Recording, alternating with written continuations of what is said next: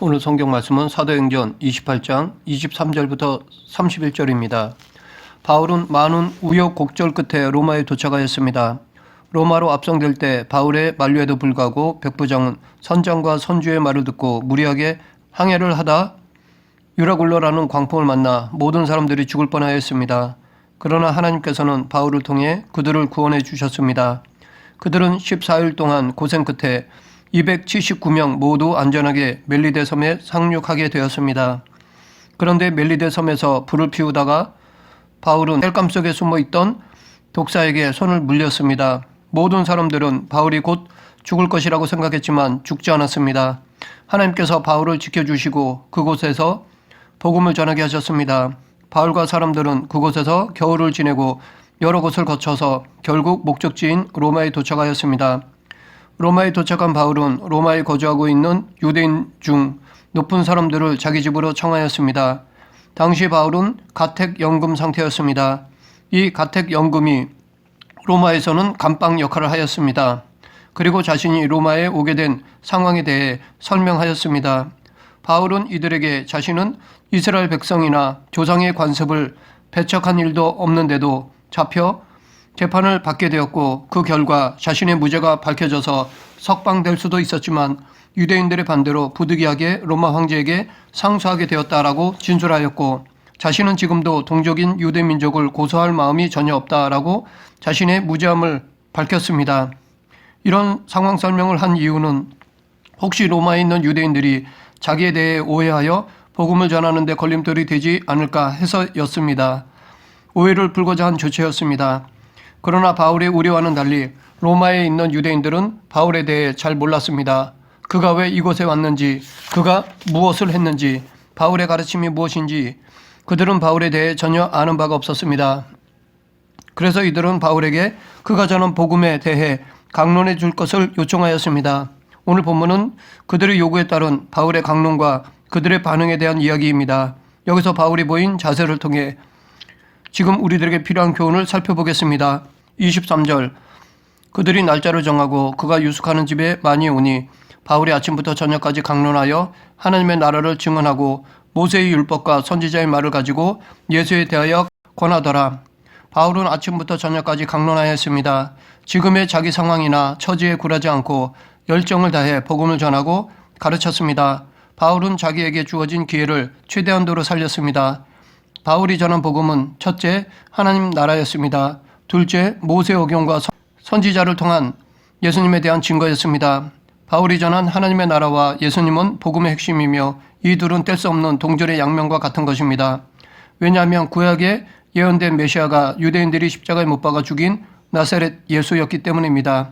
또한 그 예수님께서 이 땅에 오셔서 전파하신 중심 메시지가 바로 하나님 나라였기 때문입니다.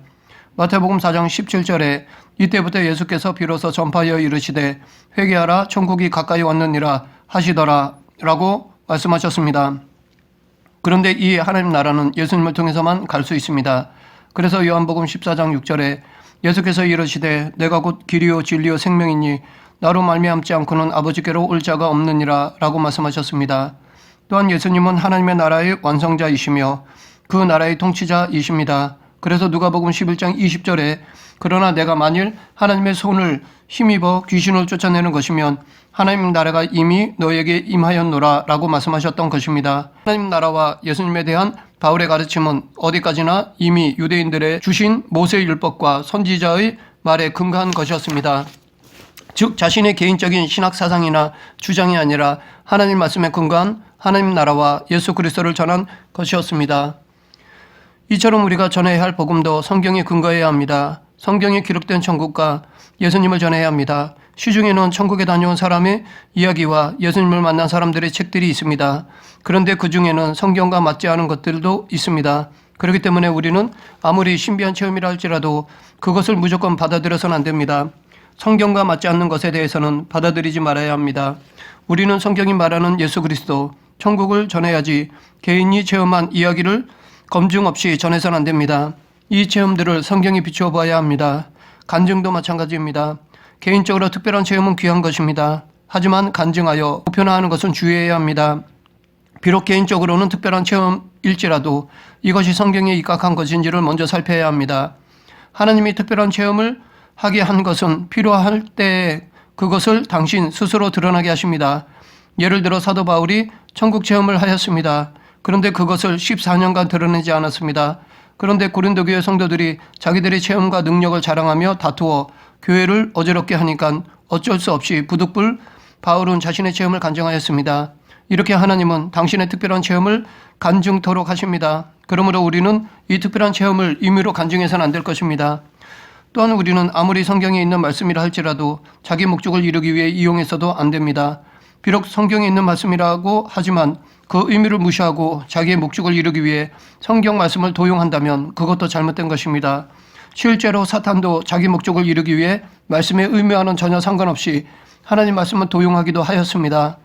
마태복음 4장 5절 6절에서 이에 마귀가 예수를 거룩한 성으로 데려다가 성전 꼭대기에 세우고 이르되 내가 만약 하나님의 아들이거든 뛰어내리라.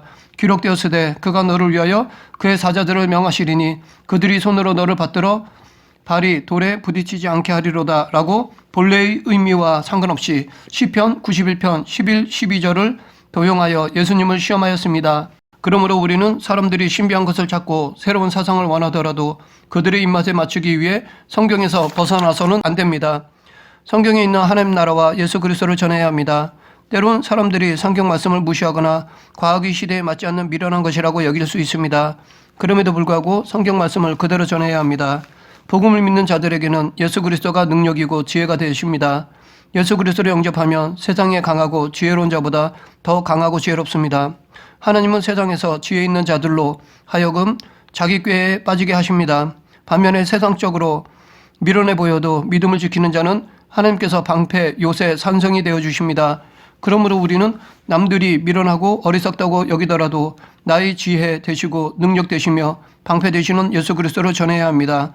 물론 내가 열심히 연구하고 노력해서 이 복음을 좀 더 확실하게 전할 수 있다면 그에 대한 수고를 아끼지 말아야 할 것입니다.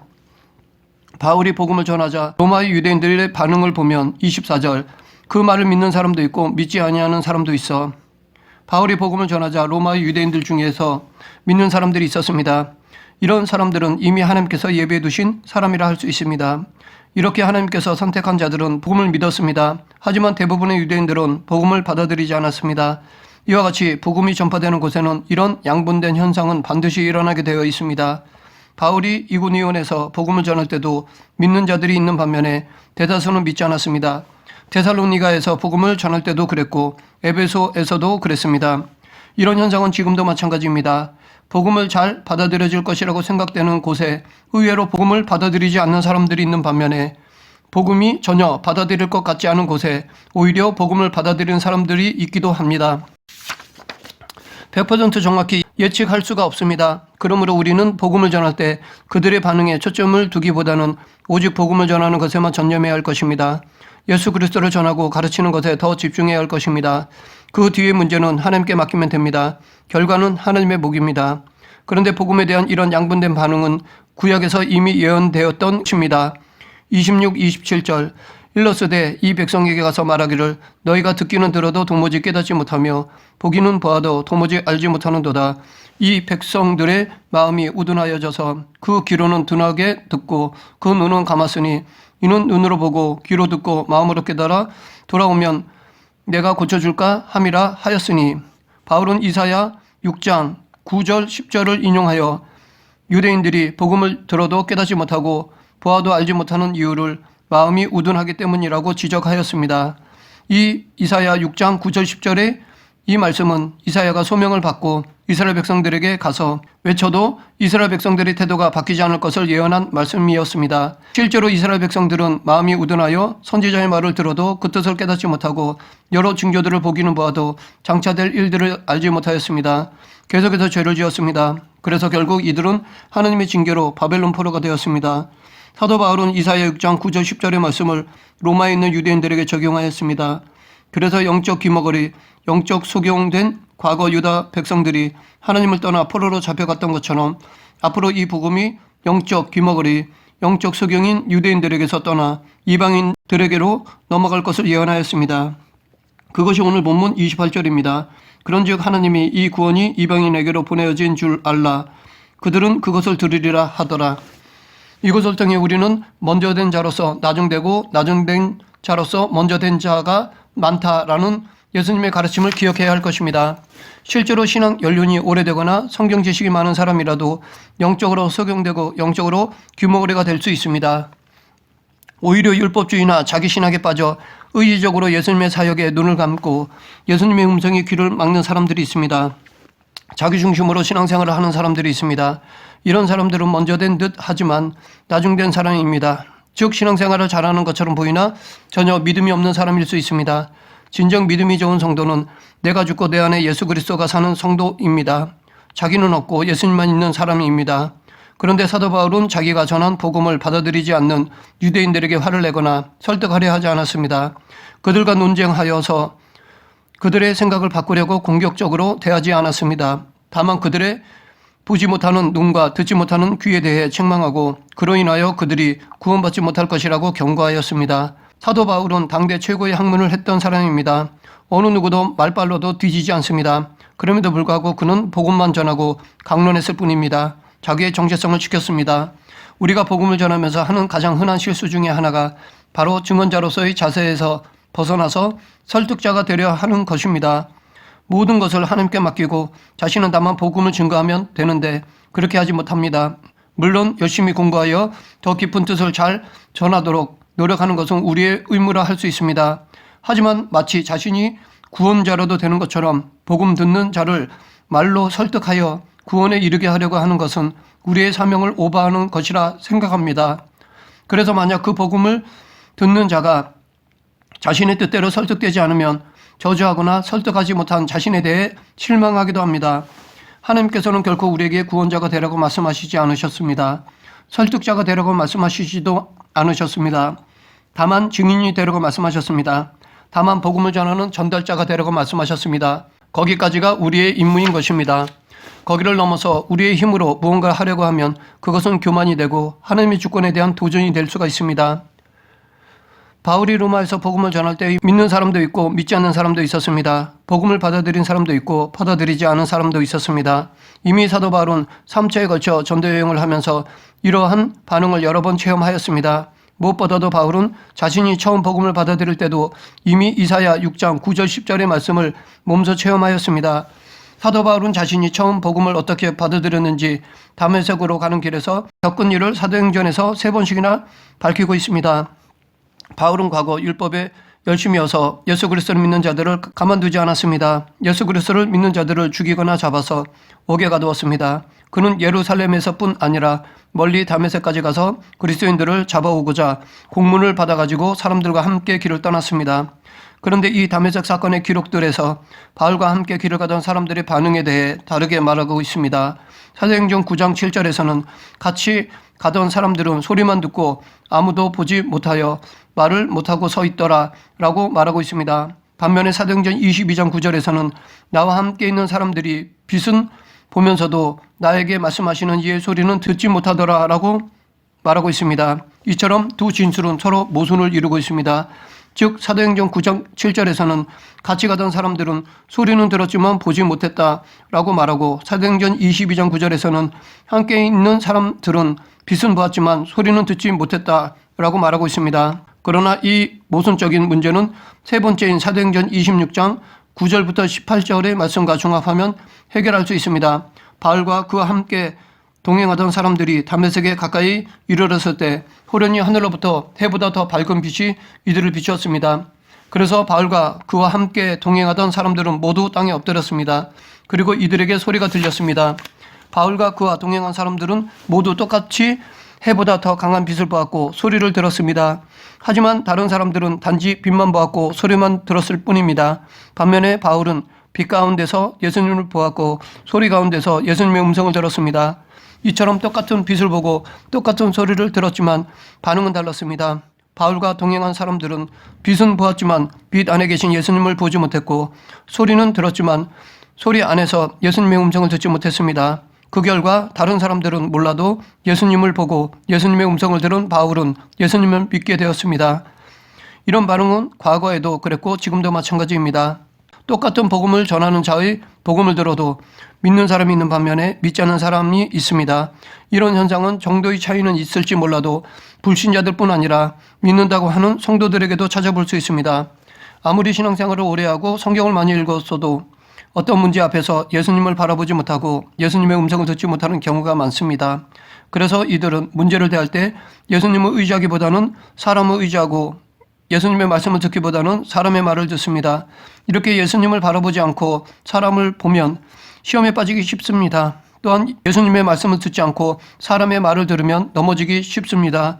그런데 다메섹으로 가는 길에서 바울이 예수님을 보고 음성을 들은 것은 바울의 의지나 능력이 뛰어나서가 아닙니다. 하나님의 선택하심이요 전적인 하나님의 은혜였습니다. 그래서 바울은 로마서 1장 1절에서 예수 그리스도의 종 바울은 사도로 부르심을 받아 하나님의 복음을 위하여 택정함을 입었으니라고 말하였고, 고린도전서 15장 10절에서 그러나 내가 나된 것은 하나님의 은혜로 된 것이니 내게 주신 그의 은혜가 헛되지 아니하여 내가 모든 사도보다 더 많이 수고하였으나 내가 한 것이 아니요 오직 나와 함께 하신 하나님의 은혜로라 라고 고백하였던 것입니다. 우리도 바울처럼 나의 믿음은 전적인 하나님의 은혜임을 고백하고 자랑치 말아야 합니다. 바울처럼 늘 겸손해야 할 것입니다. 복음에 대한 두 반응을 살펴보았는데 바울은 자기가 전한 복음에 부정적으로 반응한 사람들에 대해 개의치 않았습니다. 그들의 반응에 실망하거나 좌절하지 않았습니다. 오히려 구약에 예언되었음을 알고 자연스럽게 받아들였습니다. 그리고 계속해서 복음을 전하였습니다. 그것이 오늘 본문 30, 31절입니다. 바울이 온 이태를 자기 셋집에 머물면서 자기에게 오는 사람을 다 영접하고 하나님의 나라를 전파하며 주 예수 그리스도에 관한 모든 것을 담대하게 거침없이 가르치더라. 바울은 자기에게 복음을 듣고자 찾아온 자들에게 복음을 전하고 가르쳤습니다. 이것은 예수님의 마지막 지상 명령이기도 합니다. 예수님은 승천하시기 전 마지막으로 제자들에게 너희는 가서 모든 민족을 제자로 삼아 아버지와 아들과 성령의 이름으로 세례를 베풀고 내가 너에게 분부한 모든 것을 가르쳐 지키게 하라 라고 명령하셨습니다. 바울은 자기가 그들에게 가지 못하는 상황이라도 개의치 않고 자기에게 오는 사람들을 다 영접하고 복음을 전하고 가르쳤습니다. 이처럼 바울은 열악한 환경에서도 예수님의 명령에 순종하였습니다. 어떠한 환경에서도 얽매이지 않고 하나님이 주신 사명을 감당하였습니다. 하나님의 사명은 환경에 얽매이지 않습니다. 옥에 갇혀 움직이지 못하는 상황에서도 오는 사람들을 맞이하여 복음을 전했던 바울처럼 우리도 복음 전하는 것을 획일적으로만 보지 말고 내 상황과 여건에 맞춰 전해야 할 것입니다. 내게 주어진 환경이 좋지 않더라도 기회가 되는 대로 바울처럼 담대하게 전하고 가르쳐야 할 것입니다. 말씀을 정리하겠습니다. 바울이 로마에서 유대인들에게 복음을 전하자 믿는 사람도 있고 믿지 않는 사람도 있었습니다. 지금도 복음을 전할 때 이런 두 부류의 반응을 보게 됩니다. 복음에 대한 이런 현상은 이미 이사야 선지자를 통해 예언되어 있었습니다. 그래서 바울은 복음을 받아들이지 않는 유대인들로 인해 실망하지 않고 오히려 더욱 담대하게 하나님 나라와 예수 그리스도를 전하고 가르쳤습니다. 바울의 이 열정은 지금 우리들에게도 있어야 할 것입니다. 전도된 사람의 숫자에 연연하지 말고 모든 사람을 대상으로 강하고 담대히 복음을 전해야 합니다. 또한 이성적으로 설득시키려 하거나 내 신학 사상을 인정받으려 하는 것이 아니라 미련하게 보이더라도 성경에 있는 하나님 나라와 예수 그리스도를 전해야 합니다. 그러면 그에 합당한 열매를 하나님께서 맺게 하여 주실 것입니다. 사도 바울처럼 사람들의 반응을 초월하여 복음을 전하고 가르치는 저와 여러분이 되길 간절히 축원합니다. 기도하겠습니다. 사랑과 은혜가 풍성하신 하나님 아버지, 예수님을 전할 때 사람의 반응에 실망하지 않게 하시고 어떤 상황에서도 강하고 담대히 전하고 가르치는 성도가 되게 하여 주시옵소서.